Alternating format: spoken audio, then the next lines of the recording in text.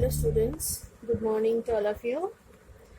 Today, as I have promised you, that I am going to discuss the question answers of Lord of the Jungle and how beautiful is the rain.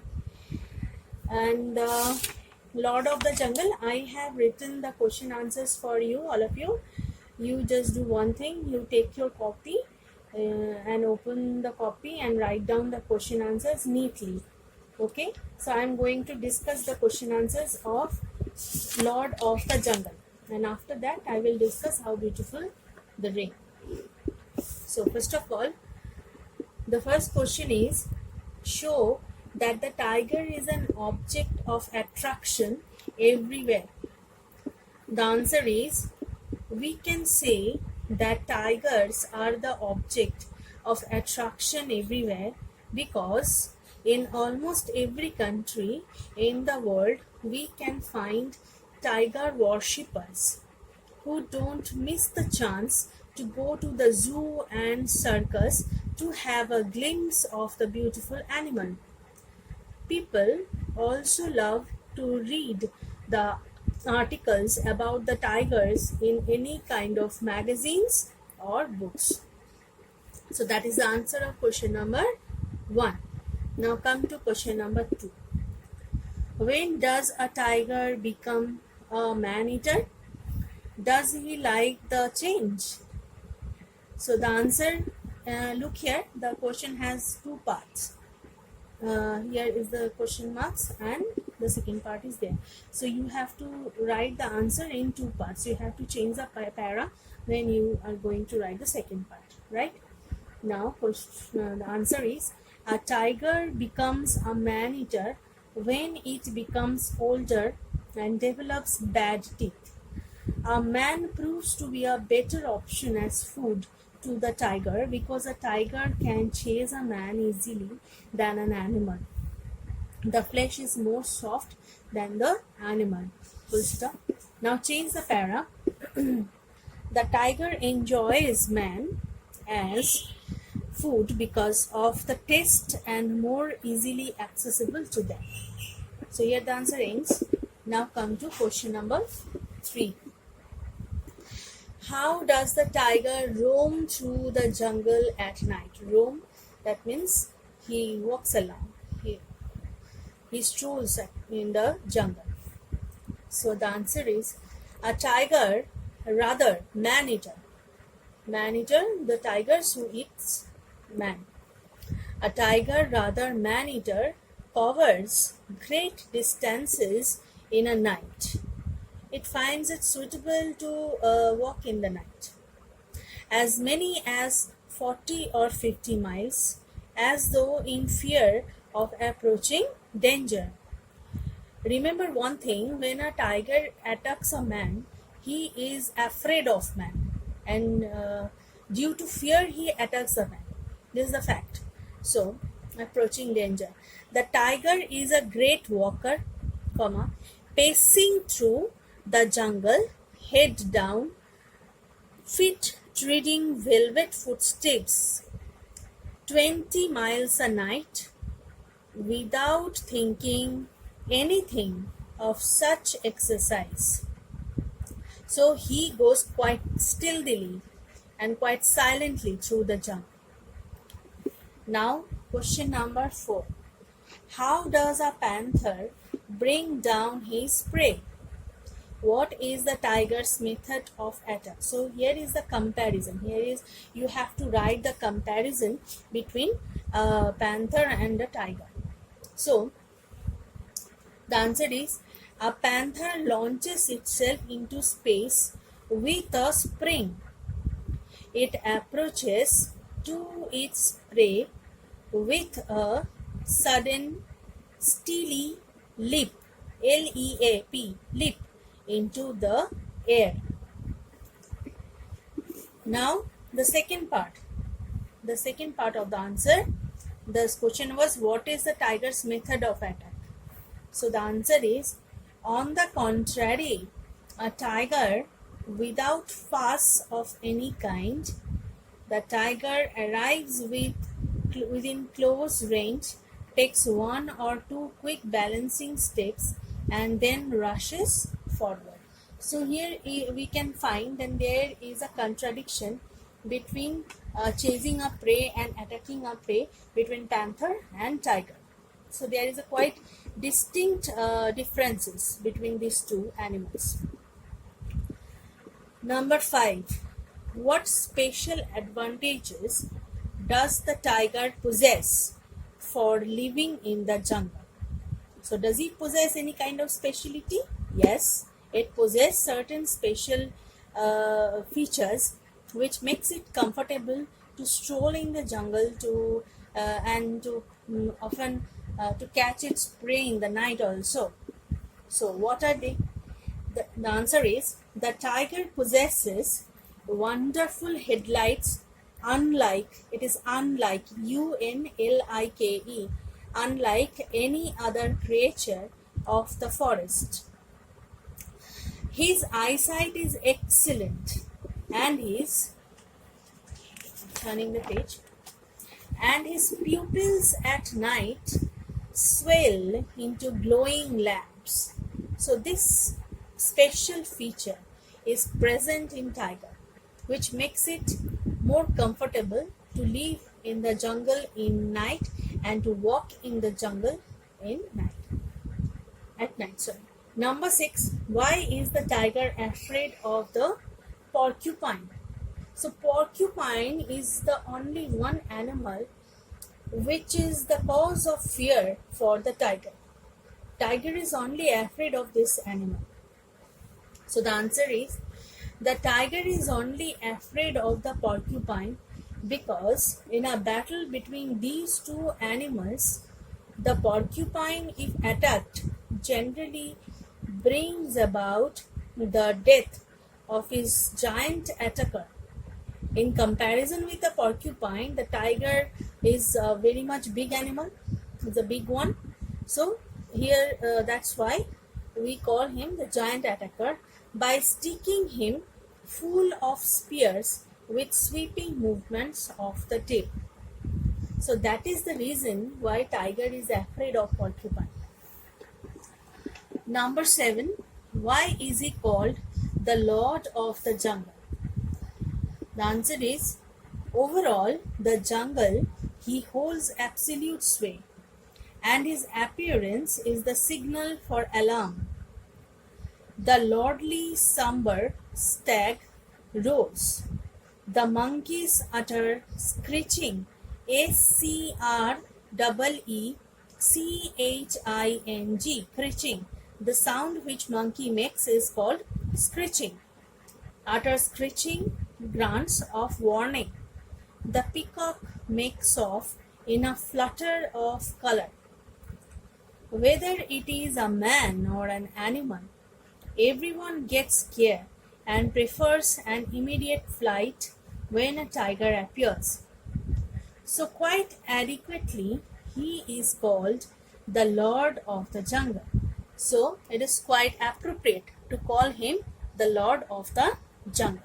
So here the question answers of our exercise ends. Now I am going to start the exercise of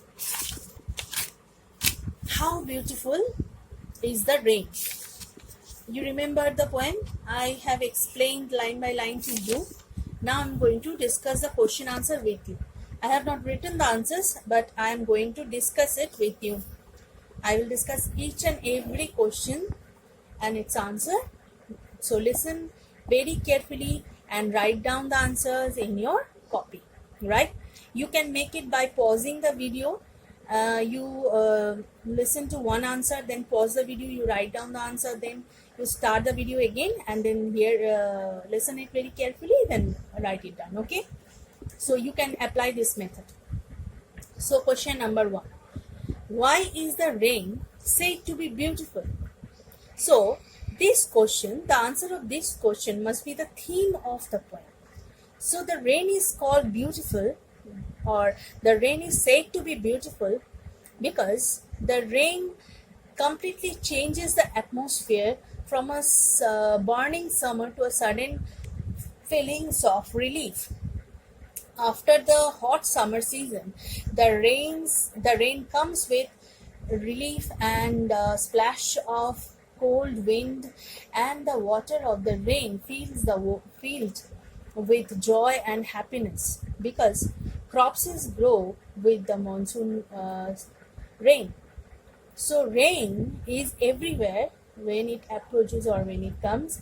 It seems to be very beautiful, and the scenic beauty, when we observe the scenic beauty of the rain from our window and everywhere, it seems to be very beautiful. So question number 2. A poet often selects words which suggest the sound connected with the object or action he is describing. Find such words in the second stanza. So let's come to the second stanza. Some words that makes sound, that appears to be sound making words. So which words? So let's read the second stanza. This is the second stanza. How it clatters along the roofs like the tramp of hoofs. How it gushes and struggles out from the throat of overflowing spout. So the word like clatters, tramp, and gushes. These three words in this stanza makes sound. So by these three words, stagnant. By using these three words, the poet describes that how it sounds. Okay, so these three words are sound making words in the second stanza. Clear? Now come to question number 3. Why does the sick man breathe a blessing on the rain? So a sick man who is feel very much bored in his chamber, and he is very much ill from certain days, and his fevered brain feels some cool breeze over through the window of his chamber, and that is why he breathes a blessing on the rain. So he feels quite relieved, and his brain feels some relief from stresses due to the diseases. So you can write like this. Number 4. How do you know that the school boys are glad about the rain? So it is very familiar with you, because all of you are school going boys and girls. You know, when you go to school and rain comes, you enjoy a lot. So it is nothing new to the students from a different country also. So all over the world, when a person is a student and he is going to school and the rain comes, he enjoys a lot. Okay, so he enjoys the rain by completely drenching and tramping in the streets, and he completely wet. He or she is completely wet by the rainwater, and he tries to mimic boats by paper and start to make it to go to a sail. Okay, so every school boy and girl, every children from school, they enjoy the rain a lot. Okay, now come to question number 5. Why is the pool called treacherous? What is the figure of speech used here? So this is very important question. Okay, come to the line where the word treacherous has been used. Okay, so come here. Look, treacherous here in this stanza. From the neighboring school come the boys with more than their wonted noise and commotion, and down the wet streets sail their mimic fleets till the treacherous pool. So the pool that has been made by rainwater. There were no permanent pool in the street, right? So the pool was made by rainwater, and it is called treacherous because sometimes later when the rain will stop, the pools will vanish. So that is why it is called treacherous. So what is the figure of speech has been used here? Now you don't know about figure of speech. What is figure of speech? Figure of speech is such equipments or ornaments that poets often use to decorate their poetry. So this kind of use of words is they use this kind of words to decorate their poem, to make it more beautiful.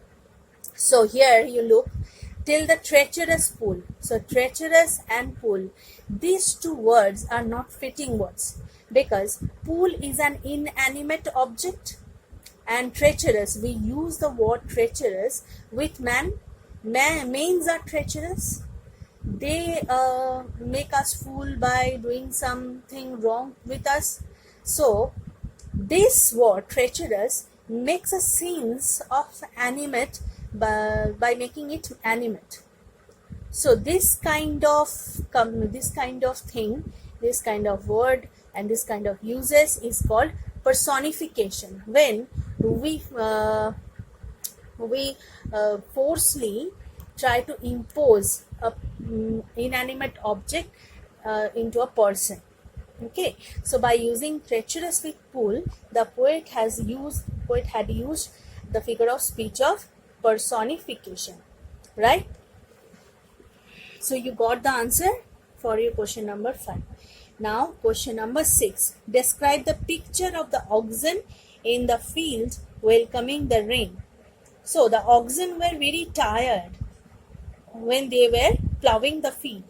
But when the rain comes, they feel relieved and they get drenched in the rainwater, and they enjoy the rain with their dilated nostrils spread. Right? Now, number 7. What are the farmer's thoughts and feelings as he watches the rain falling on his crops? So the farmer feels certainly very happy, because to a farmer, rain is like the blessings of God. To a farmer, rain is like the blessings of God, because the yield of crops depends on the rain, the monsoon. So when he saw first, after the hot summer days, the rain has come, so he feels certainly very happy, and he watches the rain from nearby, from standing under a tree, from near his field, and he also enjoyed the rain a lot. Okay, now number 8. Pick out the similes used in the poem. Which do you think is the most striking one? So this is not necessary for you. Explain the following phrases. So this you can do this one. Don't number 8 is not necessary for you now. I will tell you afterwards whether it is necessary for you or not. Now number 9. Explain the following phrases. It pours and pours. So number 8 will be needful for you in class 9 or 10. Okay, so I will explain later on. Number 9. Explain the following phrases. It pours and pours. So it pours and pours. What does that mean? That means it is raining profusely. Okay. Twisted brooks. That means brooks are small rivers. So the rain is making small river, the kind of small rivers on the road. Okay. Mimic fleets. That means boat-like thing that is made with paper. Yoke encumbered head. So the oxen who were very tired with the heaviness of the plow. The clover scented gale. So the clover scented gale, that means a wind or a wind that is filled with the scent of the flower. When the first rain comes, it filled with the scent of the flower and the ardent smell. Okay, so I have discussed all the question and answers with you. You write down the question and answers in your English to copy. I will check later on. Okay, thank you.